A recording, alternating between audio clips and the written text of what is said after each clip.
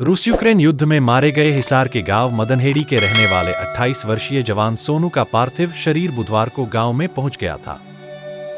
सोनू के शव के पहुंचते ही पूरे गांव में मातम छा गया था। परिजनों का रो रो कर बुरा हाल, ग्रामीणों की आंखें नम थीं। गांव की गलियों में सन्नाटा पसरा रहा। क्या कहना है परिजनों का?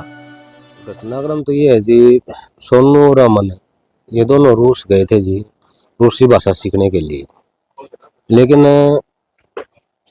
उनने जिस तरह बहला फुसला करके और इन सिक्योरिटी का झांसा दे के अब सिक्योरिटी में लगावांगे, लेकिन उन्हें युद्ध में भेज दिए, यूक्रेन का युद्ध में जी, और वहाँ उनकी डेथ होगी। सूचना तो जी हमारे पास एक मैसेज आया था रूस से, वहाँ रूसी भाषा में था, तो वहाँ ट्रांसलेट करके तो पता चला ये बात 19 सितंबर की है जी। उसमें बताया गया कि 6 सितंबर के बाद सोनू लापता हो गया था। हाँ, 3 तारीख के बाद सोनू का भाई और उसकी मौसी का लड़का है, उसके साथ बात हुई थी। उसके बाद कोई उसकी बात नहीं। फिर तो 19 तारीख को हमारे पास मैसेज आया है कि भाई इस तरह से सोनू लापता होगा और उसकी वहाँ डेथ होगी। जो सब एसडीएम, डीसी, सीएम साहब से भी और दिल्ली भी जितने हमारे पे मतलब जो कार्रवाई हुई हमने पता लगा, उनने भी कहा भाई मेल भेज रखी है, उसका जवाब आ गया। तो अब जाके पहले कन्फर्म हुआ था, अब ये पक्का कन्फर्म हो गया था कि हाँ उनकी डेथ वाकई में हो चुकी है।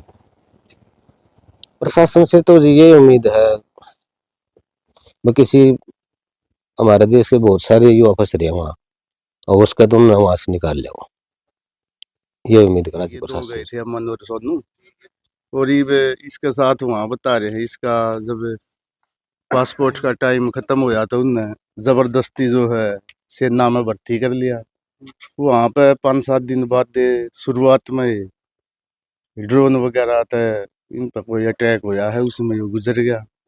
तो ये काफ़ी दिन हो गए इसके लिए मशक्कत चल रही थी इसकी डेड बॉडी लाने के लिए। आज ये डेड बॉडी मिलेगी। वैसे बच्चा बहुत बढ़िया था, खूब काम करने था, घर में और कमानियाँ भी नहीं जो है कमानियाँ था। ये 4 भाई बहन हैं। तो ये कौन से नंबर पे था? ये छोटा था, इससे छोटी एक और लड़की है, वो थोड़ी सी मंदबुद्धि है।